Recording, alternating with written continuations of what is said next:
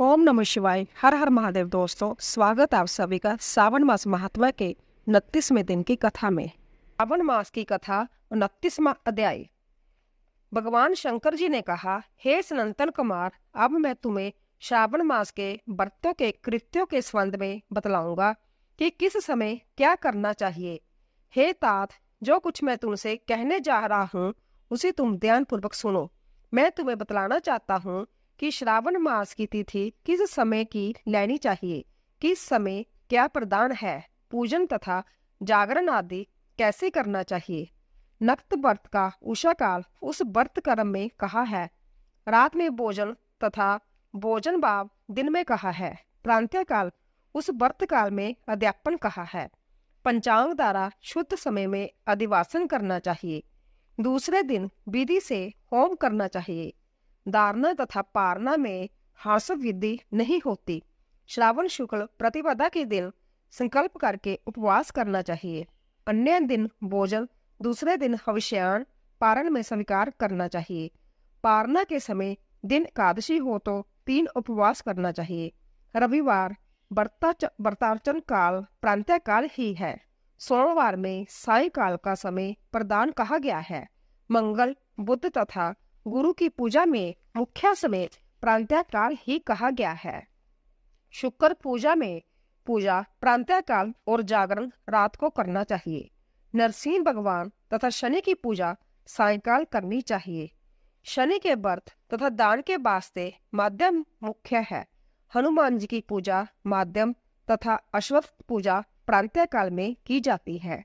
हे विप्र, रोटक व्रत में प्रतिपदा तथा सोमवार सहित त्रिमुहूर्त स्वीकृत है, नहीं तो पहले की तिथि ग्रहण है। उदम्बरी द्वितीया, संध्या व्यापनी तृतीया युक्त पूर्व वेदित लेनी चाहिए। स्वर्ण गौरी में चतुर्थी युक्त हो, दोनों दिन साय व्यापनी हो तो तृतीय है। गणेश पूजा में तृतीया चतुर्थी है। नाग पूजा में छठी युक्त पंचमी है। सुपोदन व्रत में साय व्यापनी सप्तमी युक्त छठी है। शीतला व्रत में मध्या व्यापनी सप्तमी है। देवी के पवित्र आरोपण में रात्रि जुता अष्टमी तिथि है। कुमारी में रात्रि व्यापनी नौमी उत्तम है। आशा में रात्रि व्यापनी दशमी है। हे तात, दशमी विद्या एकादशी अग्रह है। उसके वेद को बतलाता हूँ। और उदय समय दशमी वेद वैष्णवों के जहाँ होता है। सूर्य उदय समय स्मार्तों के जहाँ दशमी वेद होता है। इस रीति द्वारा द्वादशी पवित्रारोपण में कही गई है। अंतगवर्त में रात्रि व्यापनी त्रिदोषी है। द्वितीय प्रहर व्यापनी हो जाने से प्रशस्त होते हैं। शिव पवित्रारोपण में चतुर्दशी रात्रि व्यापनी है। अर्धरात्रि व्यापनी अधिक उत्तम है। उपाकर्म तथा उत्सर्ग में पूर्णिमा श्रावण नक्षत्र ग्रह है। यदि अन्य दिन पूर्णिमा 3 मुहूर्त है तो व्रत दूसरे दिन करना चाहिए, नहीं तो ऋग्वेद तैतरीय शाखा वालों को पहले दिन करना चाहिए। तैतरीय शाखा वाले यजुर्वेदियों को अन्य दिन पूर्णिमा 3 मुहूर्त रहने पर भी उपकर्म और उत्सर्ग दोनों पूर्व ही करना चाहिए। पूरे दिन पूर्णिमा तथा श्रावण नक्षत्र एक मुहूर्त संबंध हो और अन्य 2 दिन मुहूर्त के भीतर पूर्णिमा श्रवण नक्षत्र समाप्त हो तो पूर्व दिन करना चाहिए। उपाहन काल में सामवेदियों को हस्त नक्षत्र उपाहन काल व्यापनी हो तो पहले दिन करना चाहिए।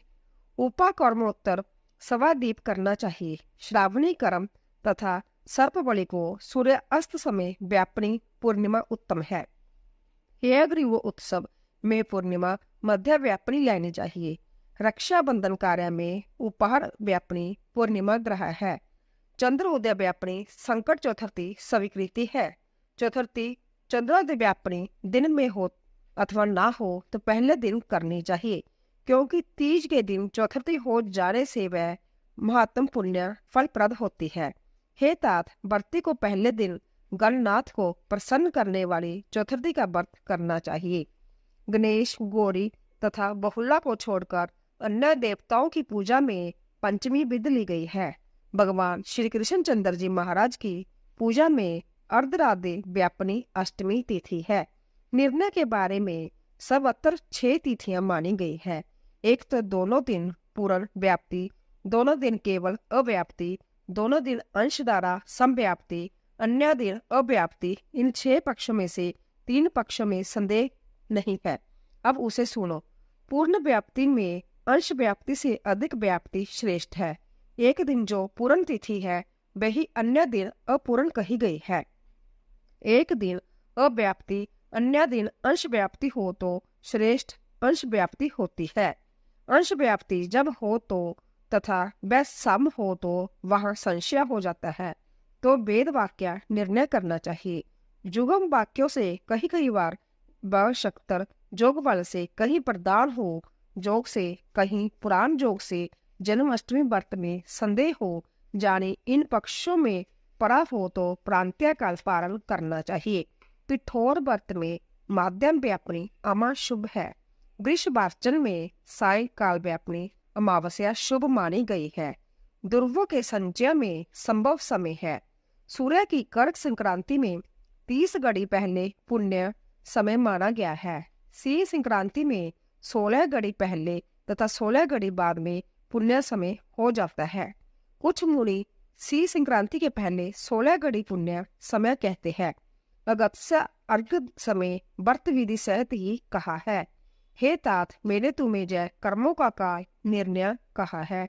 इस अध्याय को जो सुनता है तथा जो इसे सुनाता है उसको श्रावण मास के सभी व्रतों के फल की प्राप्ति हो जाती है। बोलो शिव शंकर भगवान की जय। 29वां अध्याय समाप्त। बोले शिव शंकर भगवान की जय। तो दोस्तों, अगर आपको हमारी कथा पसंद आ रही हो, प्लीज जाने से पहले कमेंट बॉक्स में ओम नमः शिवाय, हर हर महादेव अवश्य लिखें और चैनल को सब्सक्राइब कीजिए, लाइक कीजिए और ज़्यादा से ज़्यादा शेयर कीजिए। आप सभी का धन्यवाद।